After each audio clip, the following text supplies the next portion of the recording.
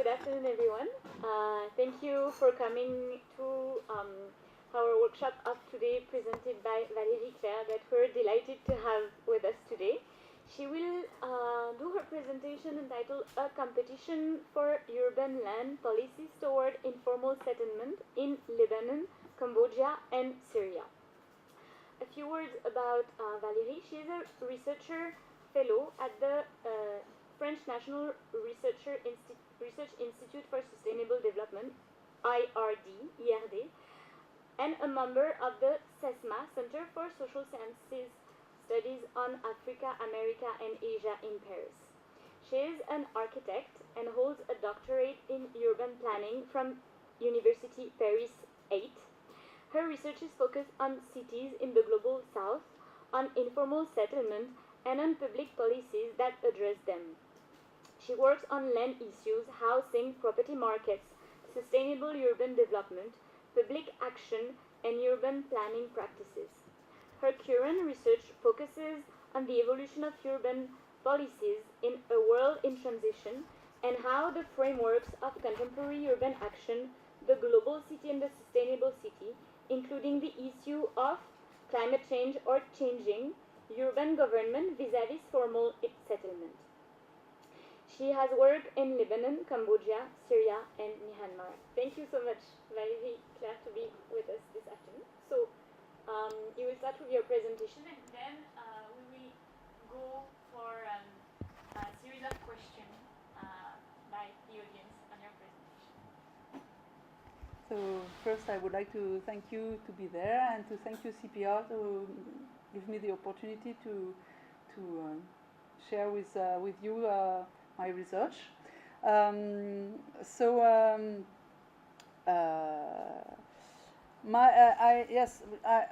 was about to present myself, but she already did it. So I would like to share what is the general question I have for the moment. Through and how I developed it through different places where I've been in my life. My initial interrogation is about slum, informal settlement, precarious neighborhood. Well, I'm not going to develop this question of terms just now, and especially on policies that tackle these spaces. And one of the questions I raise is that 40 years on, from the first international recommendation at the Habitat One conference in Vancouver in 1976, and the creation in 1978 of the United Nations Center for Human Settlement, so UN Habitat now, the UN Habitat program, precarious settlements are today home of nearly 1 billion people across the world, and a number still on the rise. And my question is, why there is still so many, despite so many projects, programs, policies, why do they continue to expand, being more and more numerous? Even if it diminishes in proportion, but they are still more and more numerous. In dealing with this settlement, urban policies have not often followed the recommendation of international institutions. And this is one of my questions. Why? Because international recommendation advocate the legalization, improvement of living condition in these precarious spaces.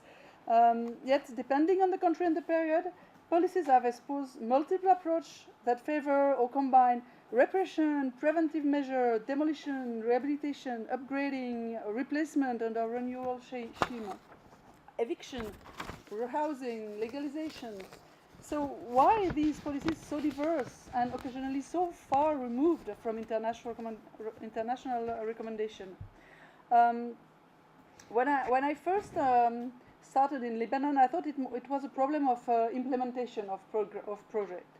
But that's by this question I started in Lebanon. But I understood there that it was more a question of conception of policies.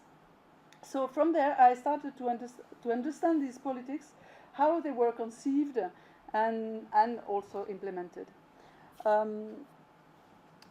This is a research in urban planning. So as you know, everybody knows, urban planning is not a science. As politics is not a science, but we can have a scientific discourse on politics. It's so it's a special. That means that I'm using background of geography, critical geography, but also a special as an urban planning, and I use a lot the space itself to make demonstration. I use maps. I specialize the question to get some information, and it's quite interesting. And also it's a science of action. That means that I mobilize analysis of public policies, sociology of organization, sociology of justification, and well, I'm not going too far on this because I have a lot of slides. Where did I work? I worked in Lebanon. I've been living 4 years in Lebanon for my PhD between 1997 and 2001. And then I went in Cambodia, 2001 to 2005. And after 2 years in Paris, I went in Syria, 2007 until 2011. That means that I stayed a very long time in these countries. And so I could get some information quite well, precautionarily. Well, the way I proceed to have information, it's on two things. First, on urban policies. Well, I haven't done exactly the same thing in the three countries. For example, on Lebanon, I've worked especially on one project, because there were only one project dealing with informal settlement, very large project. So I've interviewed about 100 persons that I call them actors of urban planning. That means all those who have a more or less direct influence on urban planning. And working also on their discourse, justification, on the history of the program.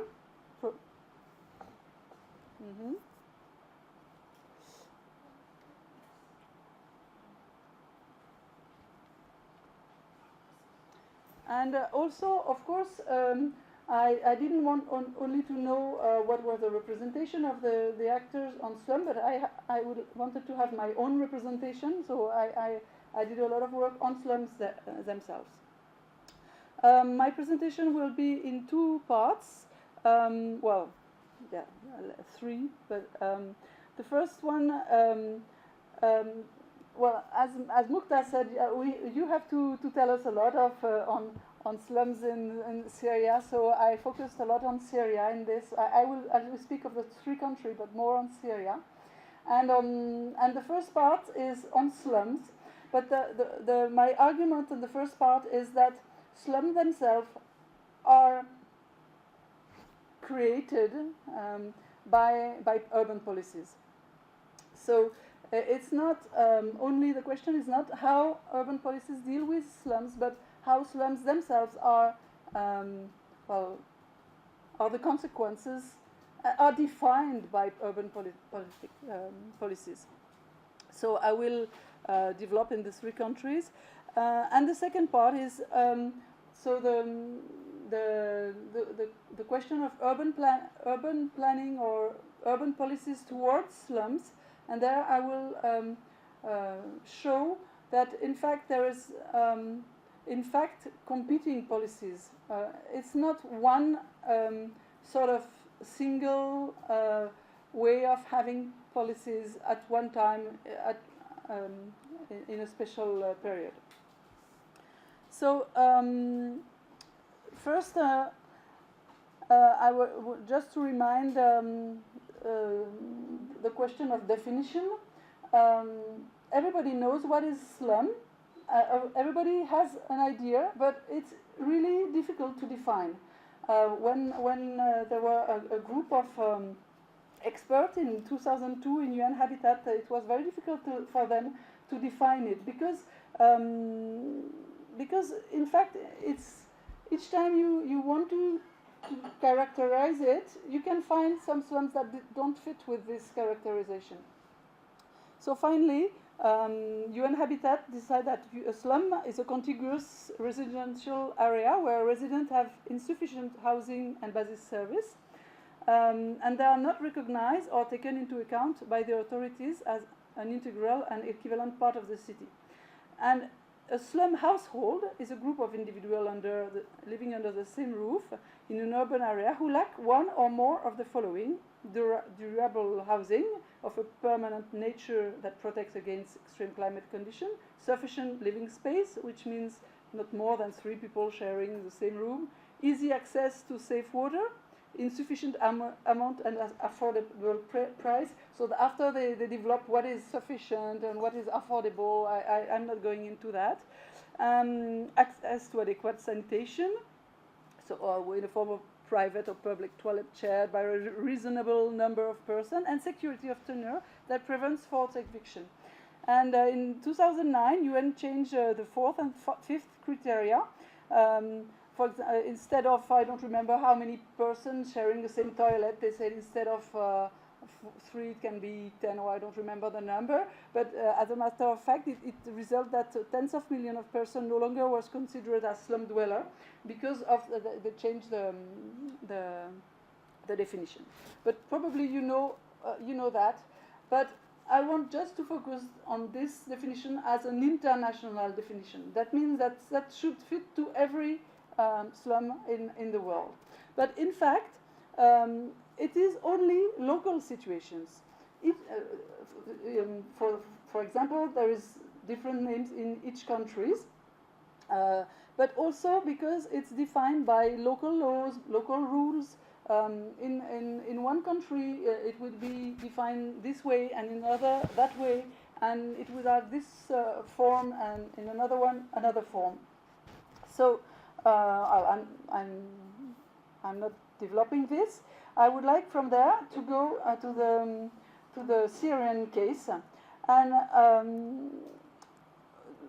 to show how to define slum is a policy, and that it evolves with the time. In the same country, the definition of slum is not the same for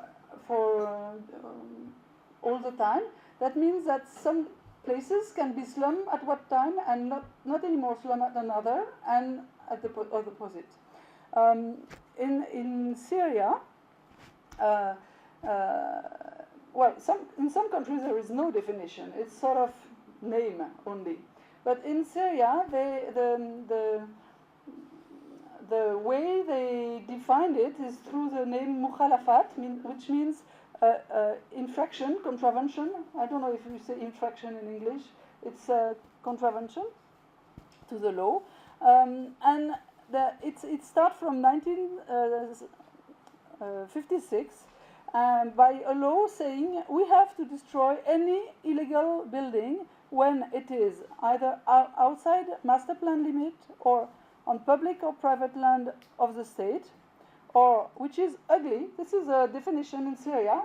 If some places are ugly, it is defined as slum. And to say if it is ugly or not, it's according to a technical committee which is composed by somebody from the governorate, somebody from the local, and somebody from the ministry, and or who is too fragile. In 1960, they again get the same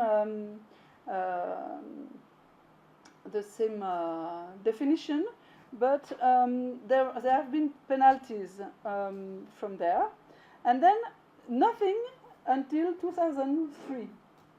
And 2003 is after Bashar al-Assad came to power, and after this context I will describe later, where there is the opening of the country and a lot of changing law. A lot of law have been edicted from there, and including on informal settlement. And from there, they had two the distinguished between the licensed and the unlicensed building, because infraction to the law, it can be you have a building permit and there is infraction to the building permit. For example, you have done one garage or one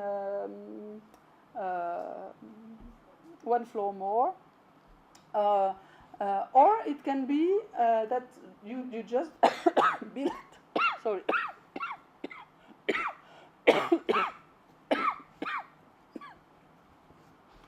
I'm sorry.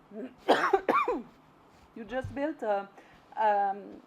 on a place where you were not allowed, and so and also they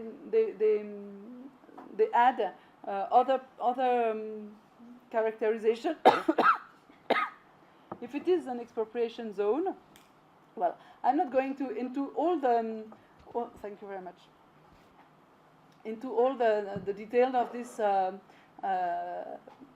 this table, but this is to show that again after in 2008 there was another one, and so here they delayed the question of being ugly or not, and they put some prison to anybody who was either building or participate to the building, or even don't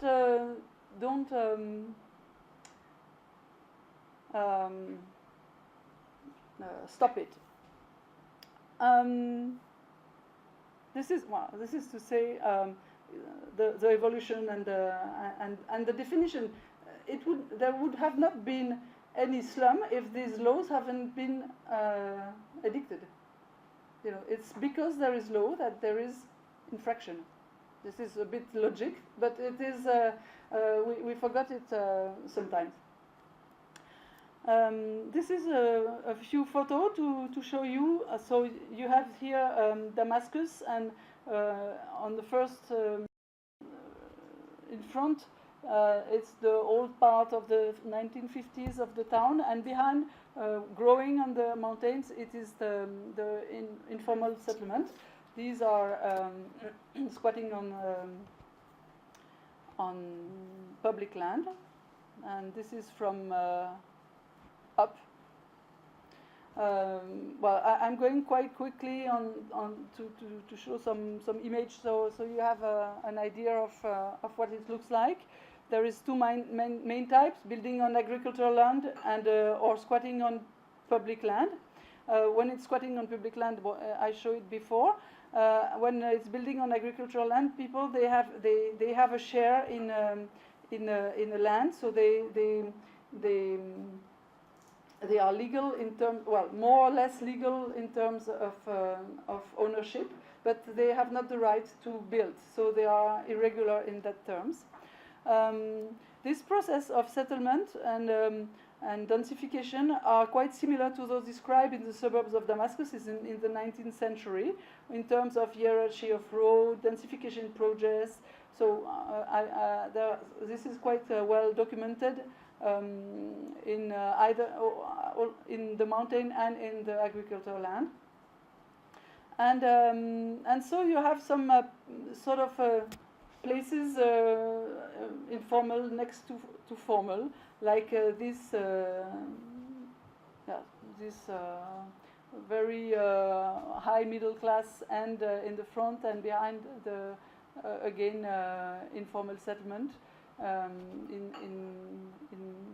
just under the palace of the president, which is up there. Well, then after, the question is, where are they? When you have the law, how can you know? How can you say how many slum dwellers there are? What is the map? So this was one of the questions, because laws refer to the dwelling, not to the district. And in fact, the informal settlement, they described it. It's a description. It's not anymore in the law, as a zone of collective contravention. They say, okay, there is many there, and so we can say it is informal settlement. So we could try have some information with who are the households with regular land title, which is in the census, but this is not very useful because there is so many people who don't have this land title, this green tableau. Then finally, this is not useful to find where are the slums. You could also use the other way of speaking of these places, which are ashwaya, means without order. That means built outside master plans. Because if you are in master plans, you have the right to build. But if you are outside, you don't have the right to build. So we could think that if you are outside the master plans, so here are the informal settlement. But in fact, when you look at the map, they are also inside limits of master plan. How can that happen? Here you have a zoom on southern suburbs, and you have the red line, which is the limit of the master plan of 1986. It's Binet.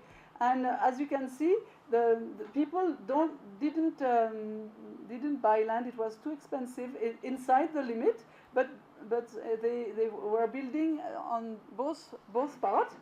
And then after, in 2007, I cannot read exactly, they extended the master plan limit to include these neighborhoods. But what happened immediately? The people, as you extend the limit of master plan, the price of the land is raising. So people, they go on agricultural land on the other side.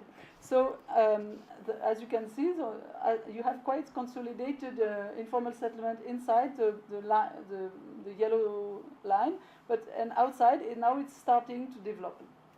And so this is another place with again. An outside and inside limit master plan, and as you can see, it's developing both sides the same way, densification the same way. So it's quite difficult. Just to show the homogeneous urban fabric of these neighborhoods when they are consolidated, and this is tentative of typology of informal settlement. You can see in red, these are very few informal settlements on squatted land. All the others are on agricultural land. It's agriculture, as you see, Damascus is in the desert, and there is an oasis all around the town, which is the green one, and the town is expanding on it.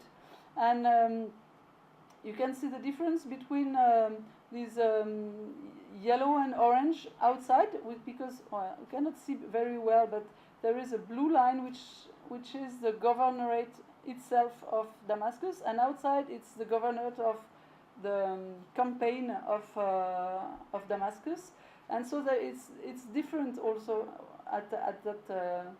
There is some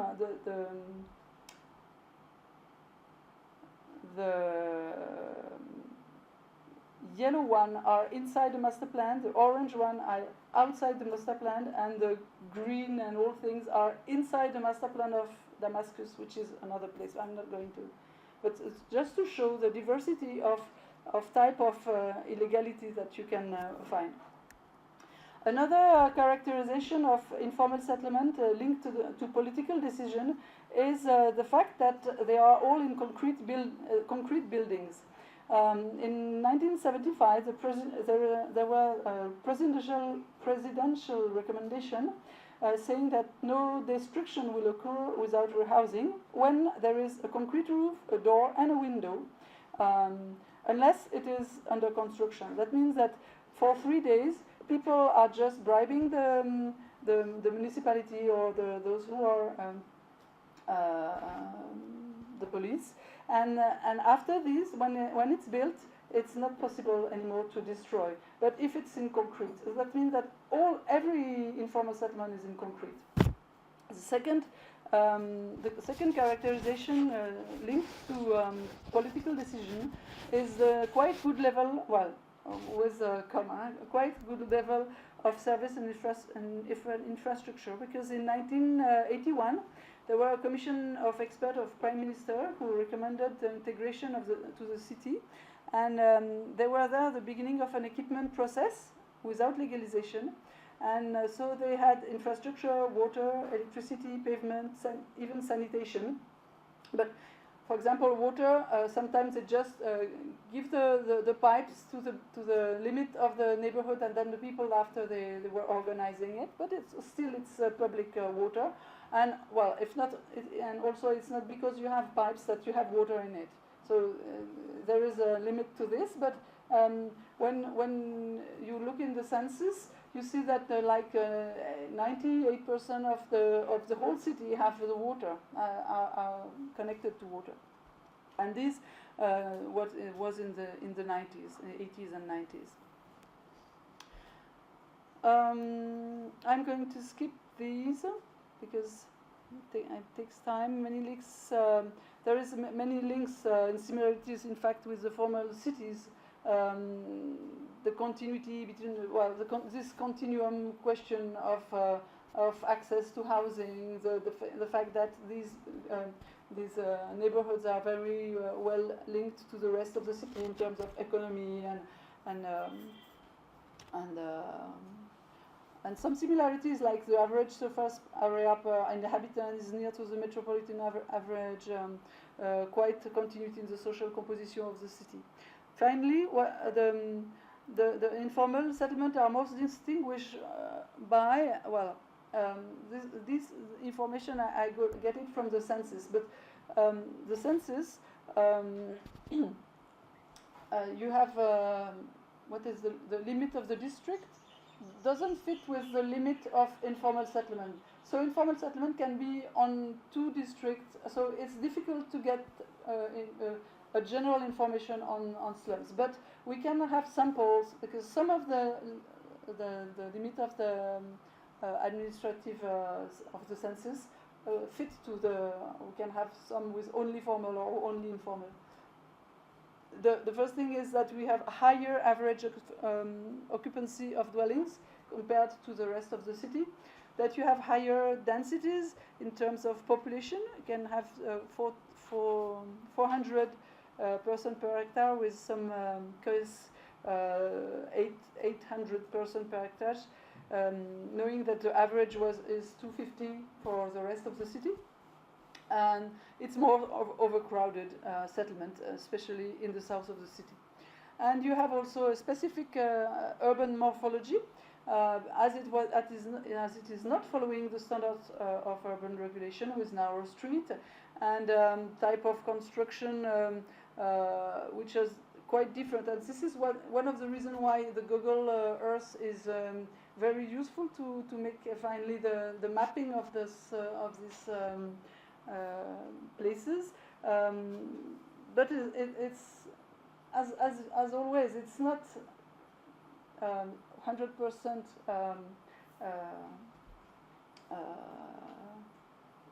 sure. So from here,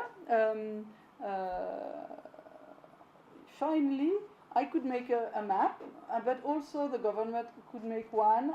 Each one make his whole cooking, say okay, and so everybody was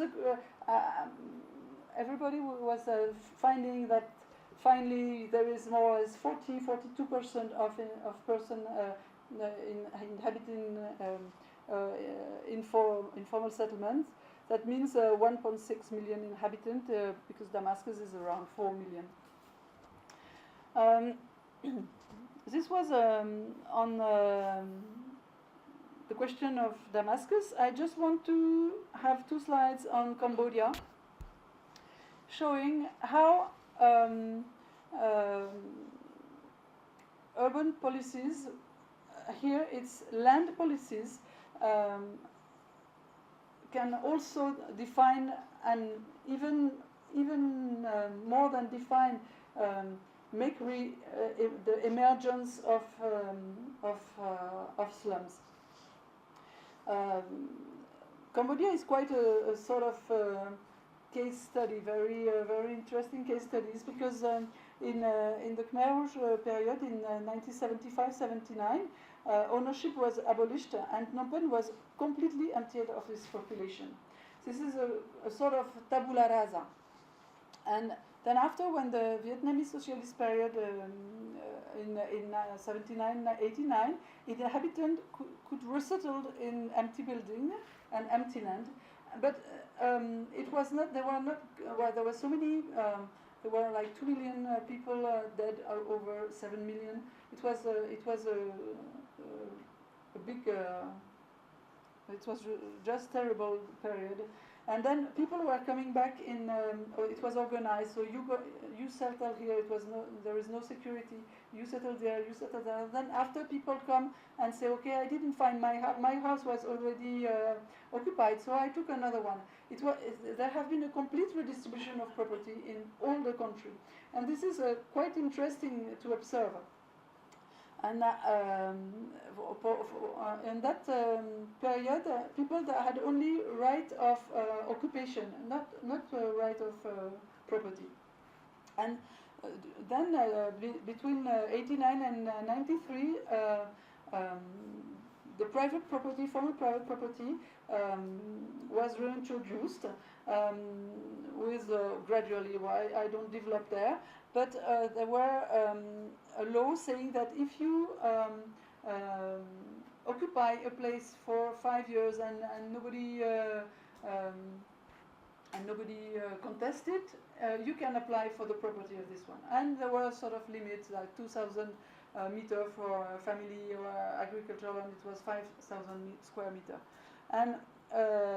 And then after 10 years of this regime, 2001, a land law, end of the transitional period, that allow access to ownership by occupation.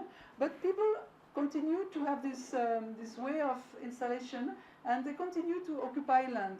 And of course, they were occupying land, especially then the land that was left was public domain.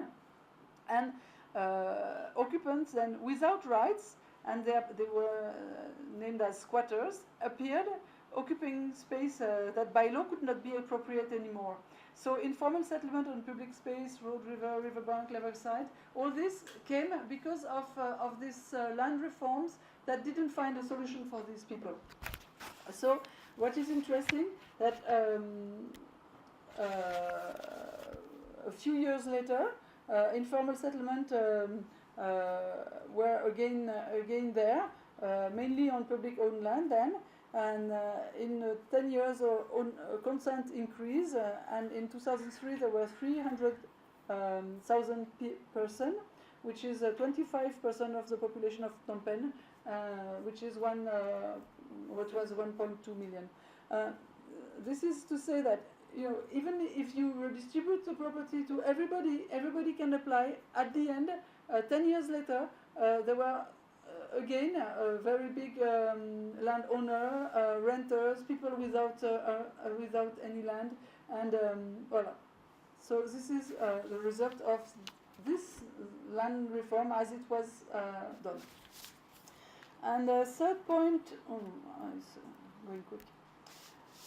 The third point I want to show concerning the definition and the characterization of informal settlement is on Beirut, showing finally that on Beirut I was questioning the reason why. So here you can see this is a aerial view of Beirut, and the irregular settlements are all in the southern suburb, on the southwestern suburbs. You have a blue over there, and a bit down. It's difficult to see which is on agricultural land, but this is very few. But the huge part is only there. But in all Lebanon, it's there. It's a very concentrated place. So my question was, why only in this place? And the second was, why on this land and not on the parcel next to it? Why? Because I was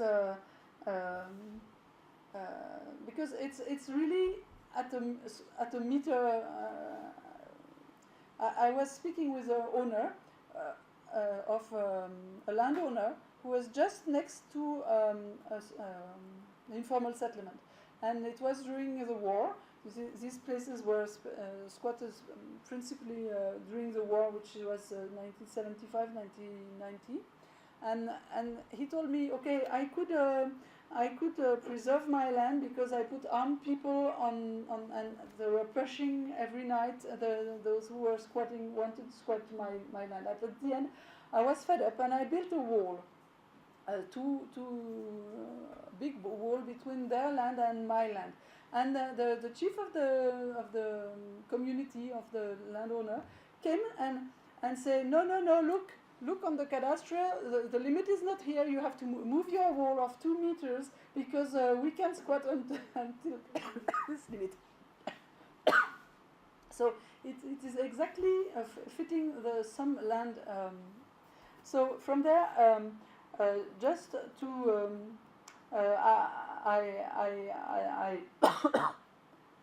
I crossed these lands, these special lands, with a lot of things on urban planning, on the history of land reforms, the history of the conflicts, land conflicts, and I could finally show that the informal settlement were exactly on the land where there had been land reparceling, and land reparceling who had problems in fact, either because it was the war or because it was not finished in time before it was squatted or anything. And the second was that it was fitting also the large land which were owned in division. Well, this is not very surprising because it's more difficult to defend the land when you are not the only owner. And also that it was very near illegal urban core existing, illegal or Palestinian camp. And from these maps, I finally made a table, and I could find for each land squatted. I'm sorry, it's in French. Some of the table I didn't have time to translate them, but each column is a parcel who has been squatted, and each line is it's the characteristic is one characteristic, and each of the land were fitting this characteristic. And so low or no constructibility, that all these places have at one time of its history have had a very low or inconstructibility. For example, some place where there were beaches or forest or near the airport, or for a reason or for another. The second one was they had a problem of reparcellization or of allotment. I told you that already. Large parcel, joint ownership, and old core where rights were contested or rule not respected. And for each one, I could find it. So from there, back to definition.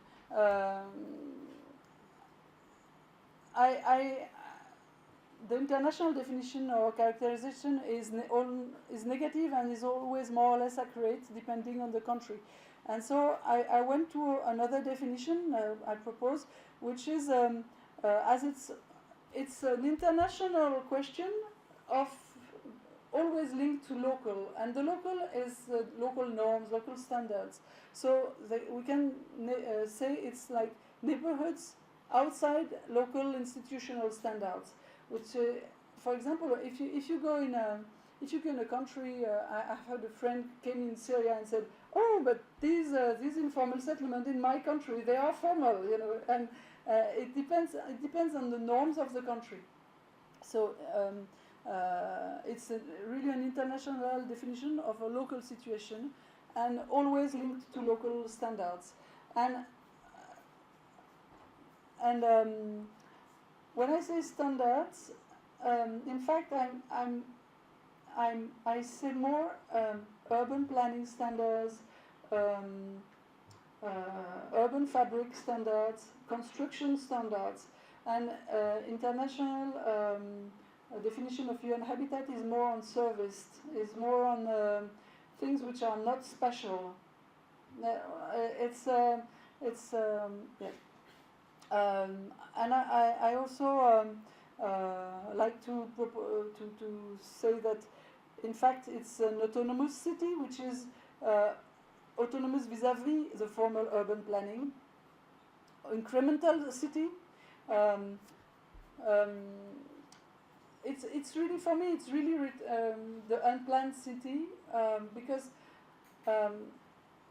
when you have planning, first you make a map, you know, and decide what is where. Then you put a great infrastructure, and then you have allotment, and then people are buying and make the construction of the building, and then people buy an apartment or a house, and then they occupy it. In informal city, it's quite the opposite. First they occupy it, and then they build, and then they with the allotment, and then they get water and infrastructure, and then at the end they may have the urban planning and regularization and formal question. So from there, how deal with this institutional sphere? Time is running. I start my second part, urban planning towards slums, and I'm going directly to the comparison. It's for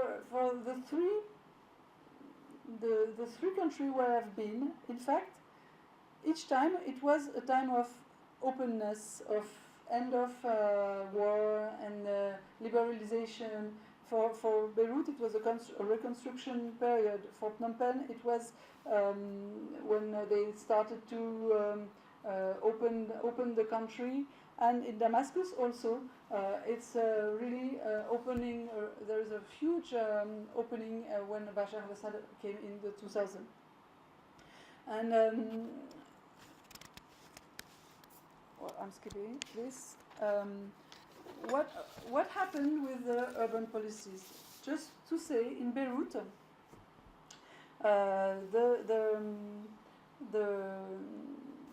the southern suburbs were a territory from the war. It was the Hezbollah territory, and it was a really a project. It was really political in a sense of you know. Where is my territory and where is yours? That means that the government wanted to get back these places and make them well, how do you say that? Break the control of the Hezbollah on these places. And but the Hezbollah wanted to keep his population, those who were their how do you say that in English? Yes. Okay. So let's say sympathizers. And so this project, there was a hard political negotiation on the project, and it was very. The question was, shall we regularize? No, because it would let Hezbollah have the control on the place. Shall we displace them? No, Hezbollah didn't want to. They want to keep their people on site. And so finally, they decide a solution that was not fitting very well for each one. They decide to relocate them on site, which is very expensive, and which is was not really fitting. The government was happy for that, because they say, okay, now we don't know how they are. There were 80,000 people. But you don't know where they live. Now, if everybody is in an apartment, we can control them. We know where they are. And Hezbollah say, okay, they will get better living, and so they decide to make this project. Well, by the way, this project have never been implemented because they had other problem after, and anyway, each of them they didn't.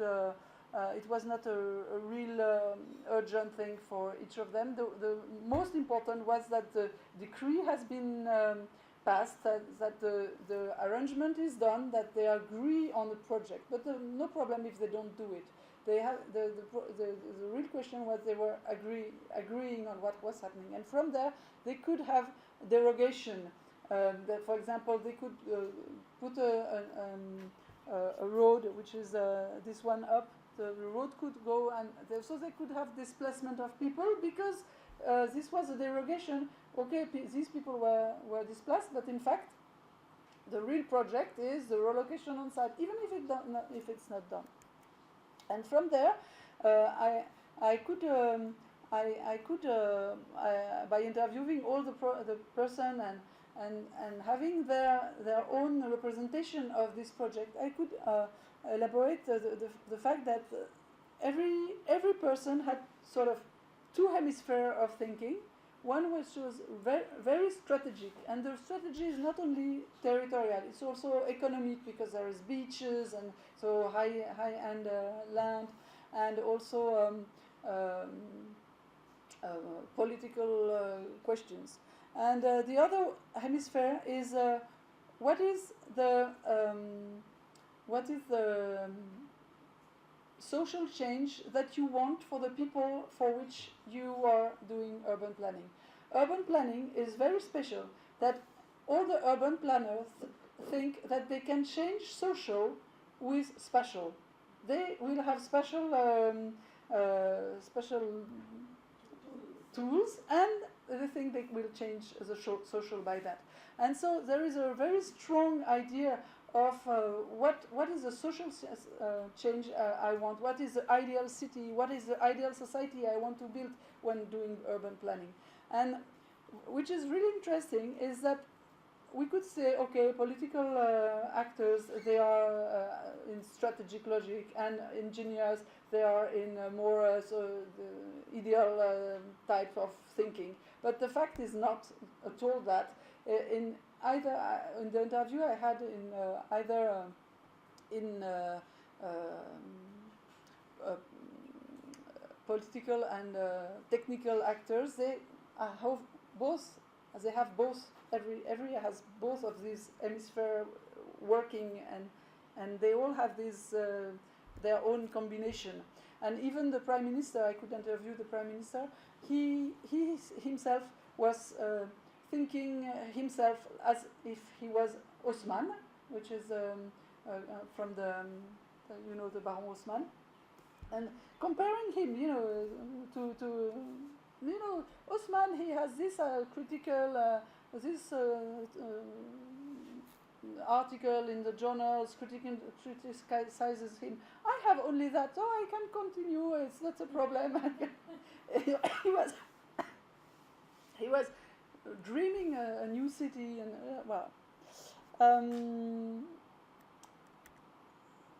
so this was first Beirut. So it was negotiation of the project. The second country where I was, I find there were contradictory policies.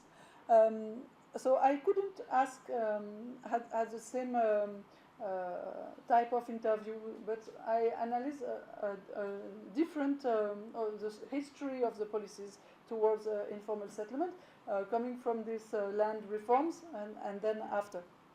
And what I found was that there were really some land competition in some strategic area.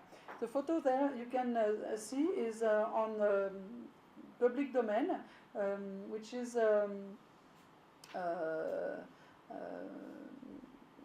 quite in the center of the city, as you can see, and you have slums, and they are regularly evicted, but they come back.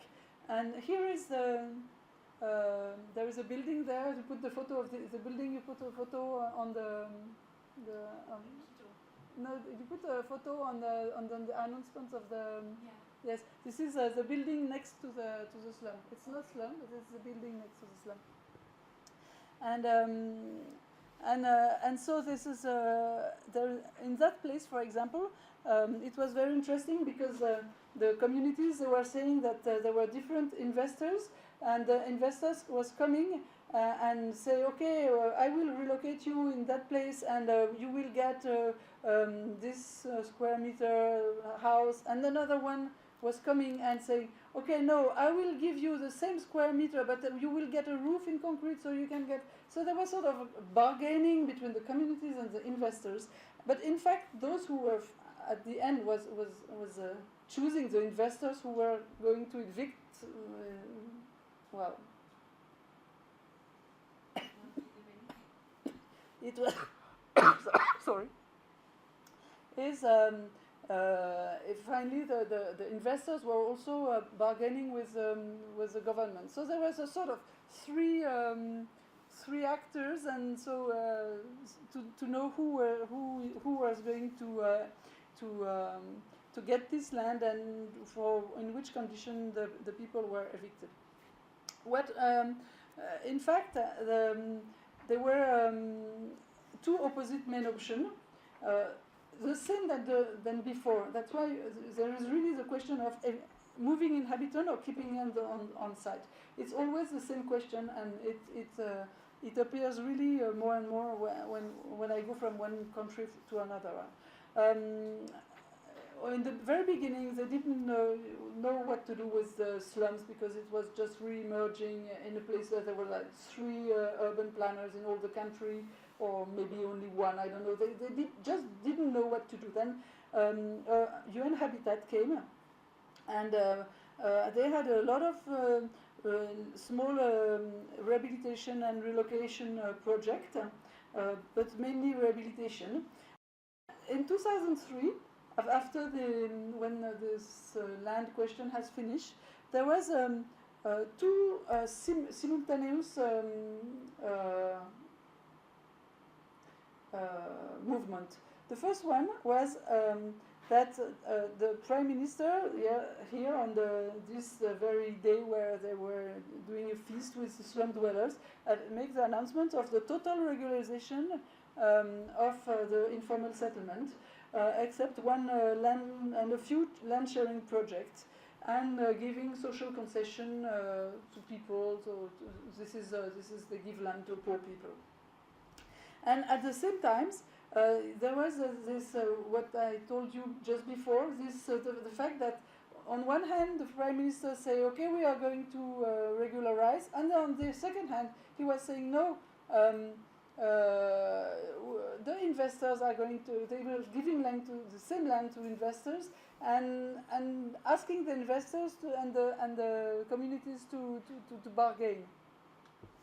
And at the same time, there were also the cadastre that has been started that confirmed land, and this was not in favor of regularization. Well, I'll skip a little bit of this. This is the relocation sites, because the consequence that there have been a lot of relocation, and a lot of great projects emerging, and first towers in Phnom Penh, and on these were on public land where informal settlement are, and you see the lake, which is on the top left, has been filled for a great project, and there were a lot of slum dwellers all over, so they were evicted, and the same on this island that.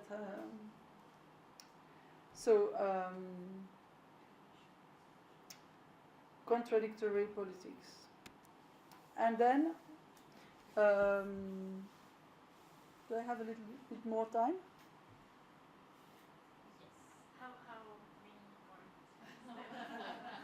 Yes. How Negotiation.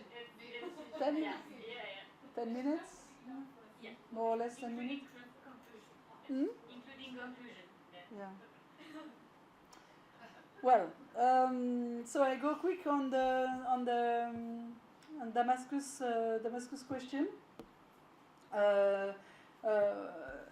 In Damascus, the year 2000 is a turning point in housing policies, and as you say, the number of residential building has raised a lot, and there have been a lot of great announcements of great project up to $1 billion with a lot of unusual type of, but this is a bit the same in every country. It's really, we can find it at least all over Mediterranean. Very few started the construction, this one, and also a lot of middle class private investment. But at the end, all these formal housing didn't meet the demand. This formal construction was for investment, was not occupied. You had a very high rate of empty and unfinished building, and even if they have social public housing with a huge program of 55,000 new building around Damascus, it was very far from the city, as it was also for another project. And this what is quite interesting, because we reported the formal construction between 2000 and 2009 with Google Earth, and at the same time we reported the informal, which is in red, and what we found is that in fact you had like how much? 130,000 new formal dwelling built between 2004 and 2009, and finally you had the same, more or less the same in informal settlement. And if you make the calculation of the growth of the population, and at that time they needed 130,000 housing. That means that, well, it's difficult to say. Maybe all the blue were empty, but I'm not sure. You know, it's not. But in order of magnitude, it shows how much the formal investment were very much for investment and not for housing, and at that time the informal settlement were really growing. Well, these informal settlements were not on the same place as the great real estate investment, but so I was wondering, is it like in Cambodia, where the investors want to evict informal settlement? It was not the case, but what was the case is that the governorate want to make great project on the yellow zone, which is the place where informal settlement are in the. So they wanted to make the renovation project. That means to destroy informal settlement and to ask investors to help to relocate them or to make land sharing or anything. And so in Damascus, in the 90s, you had these two types of project: rehabilitation and renovation. With UN Habitat, the rehabilitation, and with like more master plans were everywhere, including on informal settlement. Even if the project were not done, there were the idea that all the informal settlement had to be renovated. So this is also at the same time the renewal.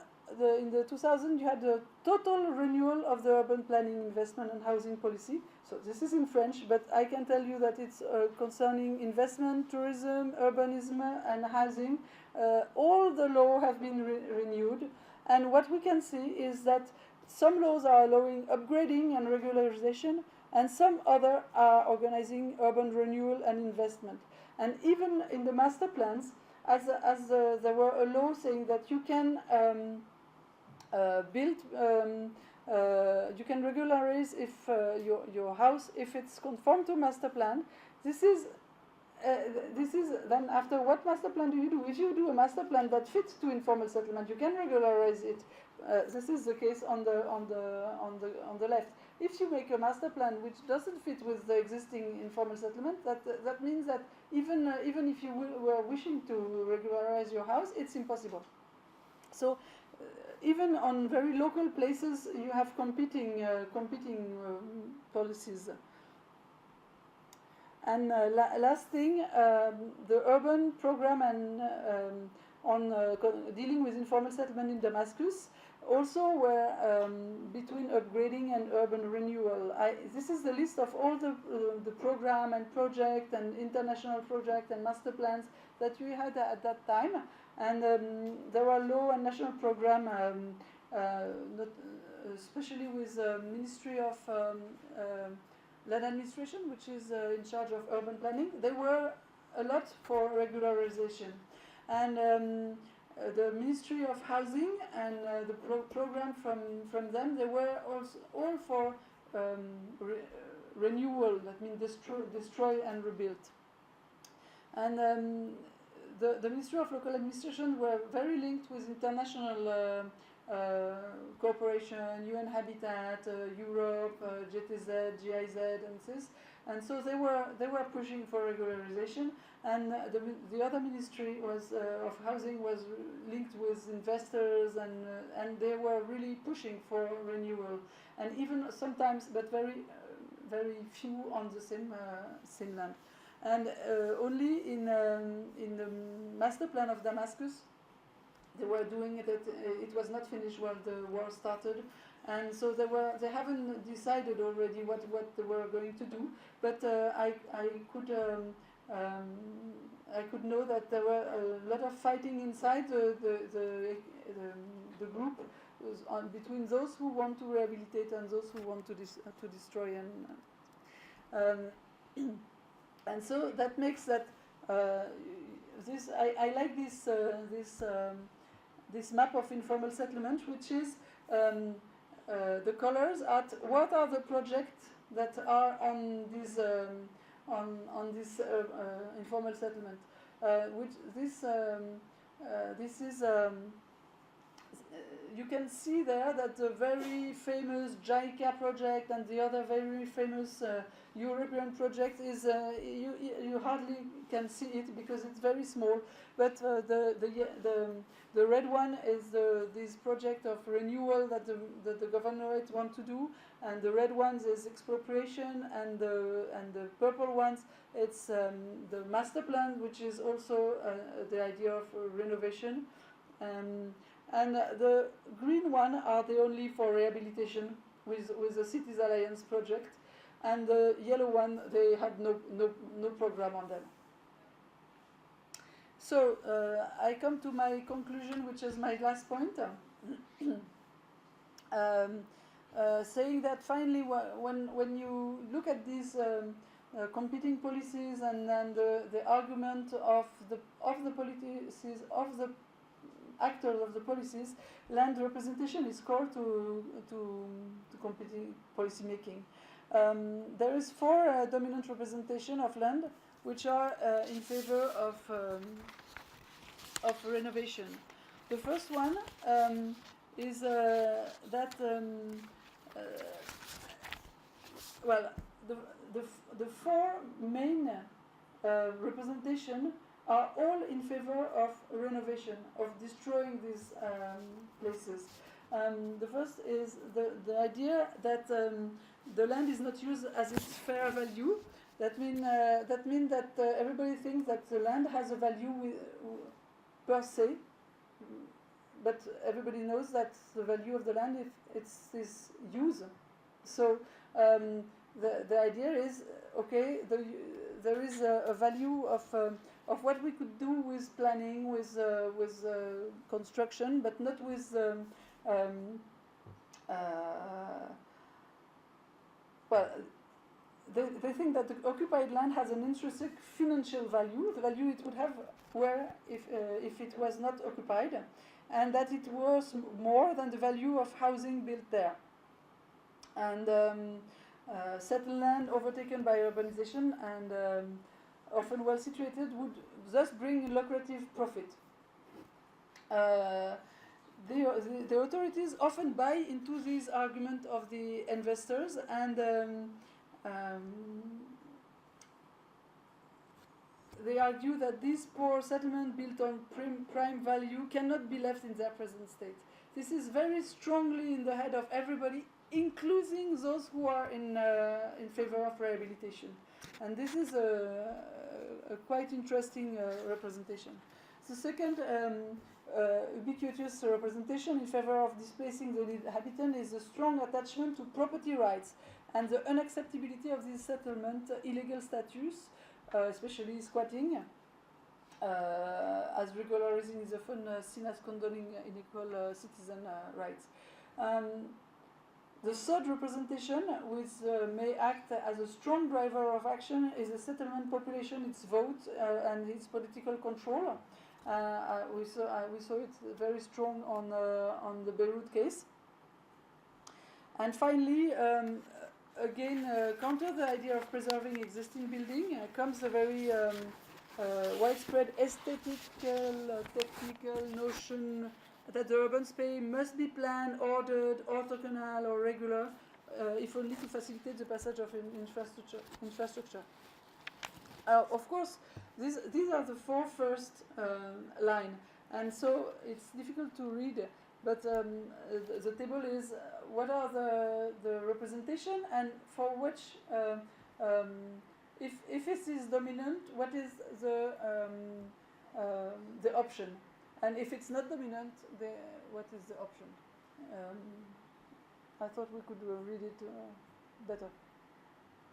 But other push in the opposite direction, other representation towards regularization and rehabilitation. So pragmatism, of course, but also space where living conditions are adapted to income, or space of sociability, or space of local know-how and social custom, functional and social diversity. All those who think this space like this are in favor of rehabilitation.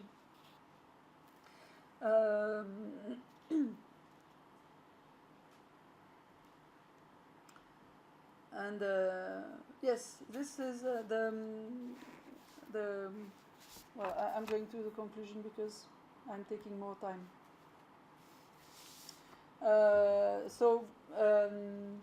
The question: are international recommendations able to be implemented in this condition? Because competition between these different conceptions shape public action on precarious settlement, but the representation, the main one, push decision in the direction of renewal. That means in destruction and not rehabilitation.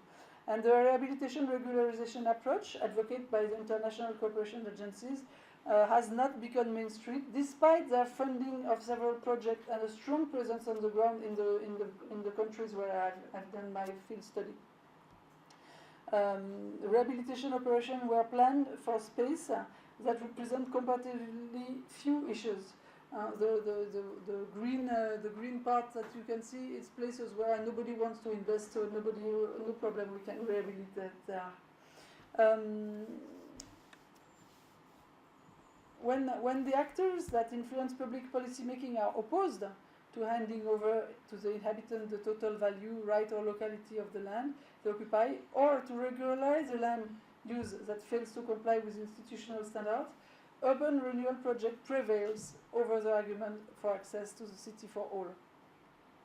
And so a race for land exists not only among actors seeking to appropriate its value, right, and foothold in the city, but also between these and other stakeholders defending the common public interest, whereby urban space remain accessible to all. And so this is my last slide. The power of representation of land, which are for the most part localized, highlight the primacy of strategic rationale of preservation or conquest of right, financial interest in territorial use, both locally and nationally, and is key to understanding why international recommendations are difficult to follow.